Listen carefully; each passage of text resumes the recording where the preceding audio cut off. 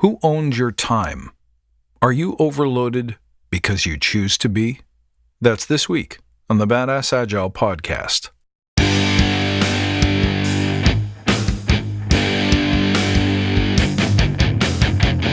Greetings, team. Welcome to the Badass Agile podcast. I'm your host, Chris Williams.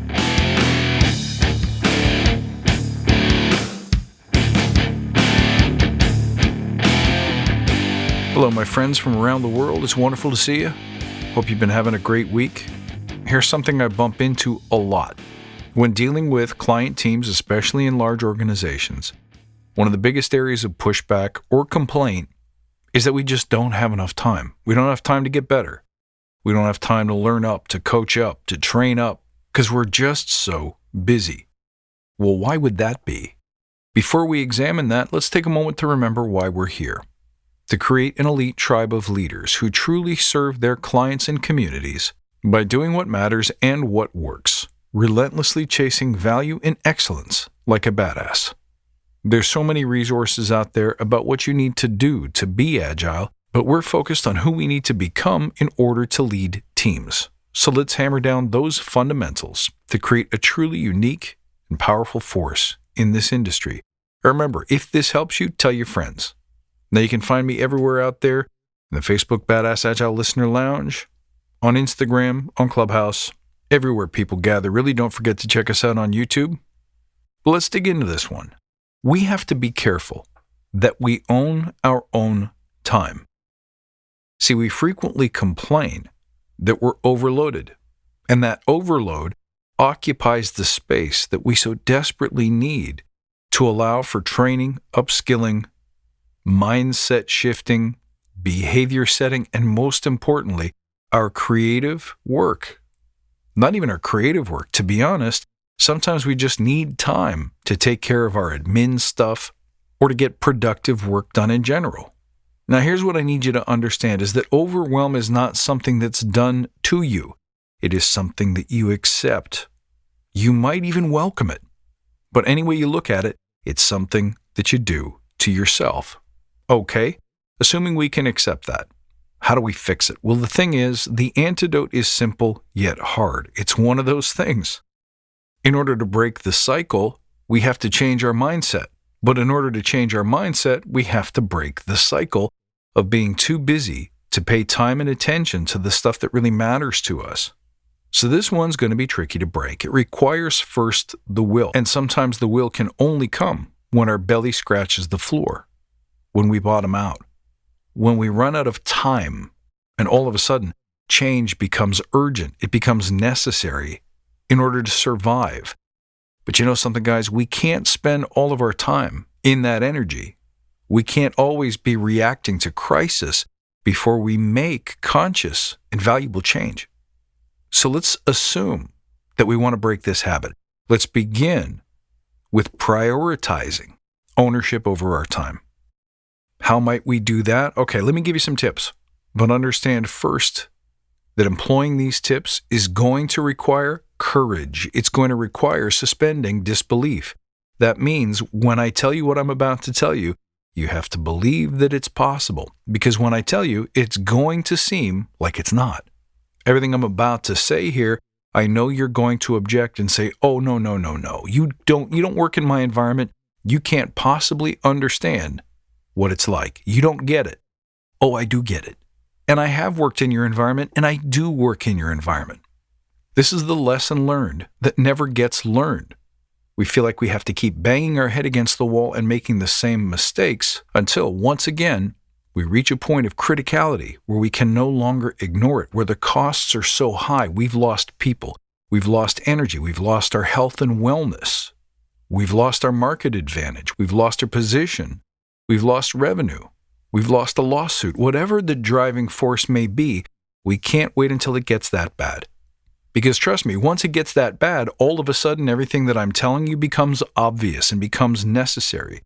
But I think that the winners in this field are the ones who see it long before it gets to that point. So here's what I want you to do. Number one, practice saying no all day, every day. Your priorities are never going to loosen up until you learn how to stop saying yes to everything that comes across your desk. I'll give you some specific and more concrete, more practical examples in a moment, but just practice saying no. You want to run downstairs and grab a coffee? No, not today. You want to join this special group, this special project? No, I don't have an excess of time right now. And by the way, when you're learning to say no, sometimes it's better to not attach a because or an excuse. We do that because of the very human need to feel polite, to feel like we've explained ourselves properly. But there's actually no value in that. Sometimes you just got to say no. Now that dovetails nicely into the next one, and perhaps this is one of the most important, most poisonous, most toxic time stealers that we permit, and that's your participation in meetings. I've done several courses and even podcasts on why all 1-hour meetings must die. Here's the truth about meetings. If you book an hour, it will take an hour, even if there's only 10 minutes of value. Try it. See how many times people say, I'm going to give you 20 minutes back. I'm going to give you 10 minutes back. And then the conversation keeps going, new questions pop up, and the meeting continues to evolve and bloom before your very eyes. But I want you to take very careful note of how much of that time is valuable. How many of those thoughts, concerns, expressions, outputs, next steps, action items could have been communicated via Kanban board, email message, a bulletin post somewhere, an internal blog post, an internal podcast, anything other than taking 8 people, 10 people, 12 people, sometimes more, and having them sit there inactive, unproductive, forced to listen to you for however long the speaker feels the need to continue speaking. So just say no, or say why. Or, if you have to go to a meeting, begin that meeting with intention. Start by saying, what do we hope to walk away with? I talk about intention a lot as well.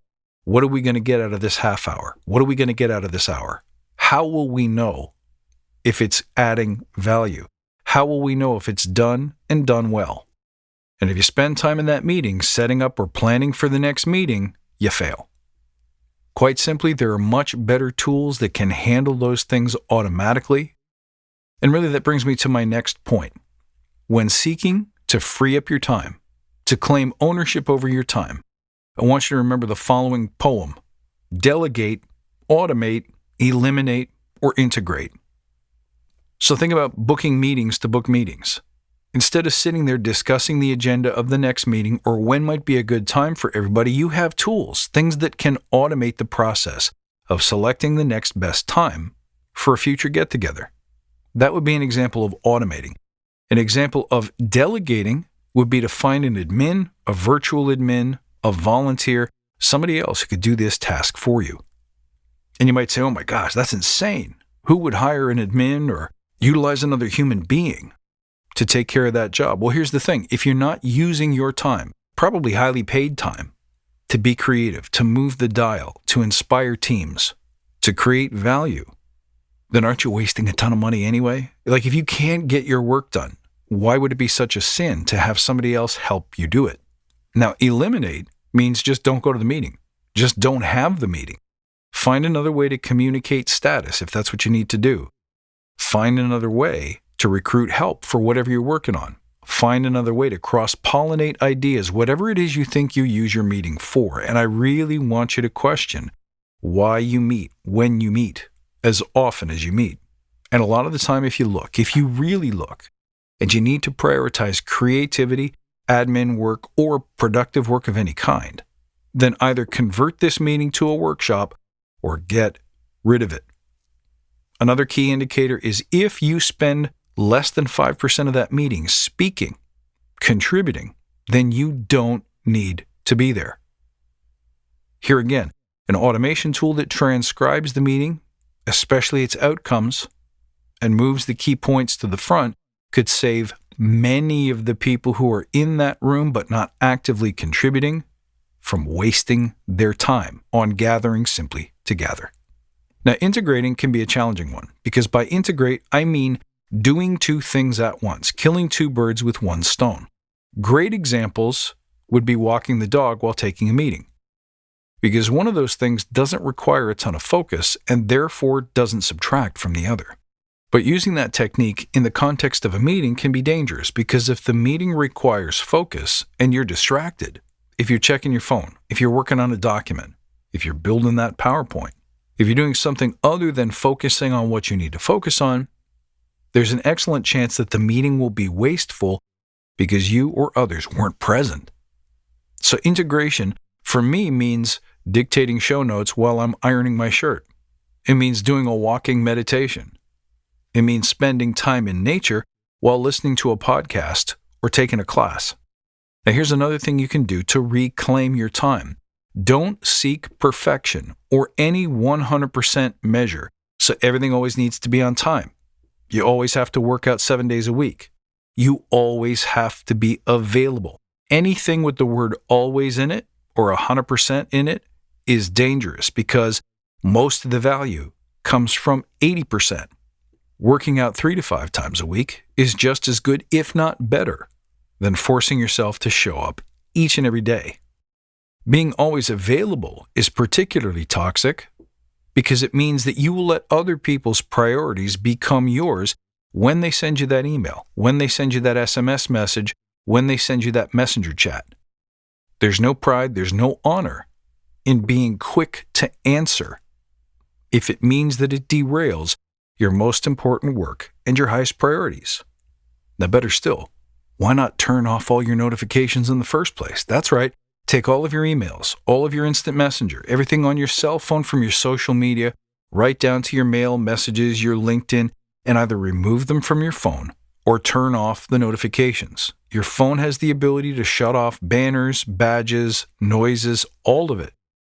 Let's face it, you're going to be obsessively checking these things by force of habit anyway.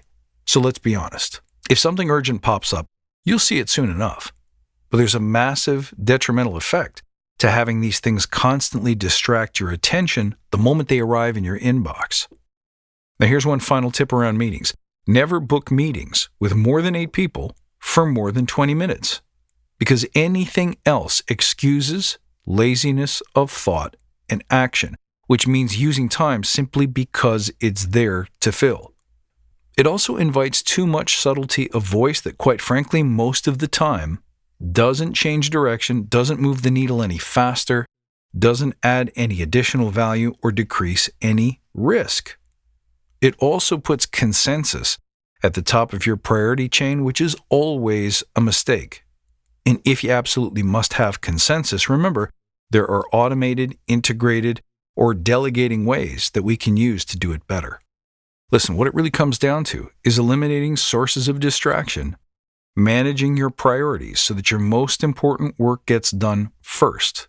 It means creating space in your calendar to do your most important work, which is my final tip, that whatever you wish you had more time to do and do well, whether that's physical fitness, health and wellness, creative time, admin time, whatever it is you need focused time for, book it off in your calendar. Don't assume that the opportunity will show up, because it's likely to show up after working hours. Extending your working day, extending your stress, and decreasing the quality of your life. So book that time in your calendar.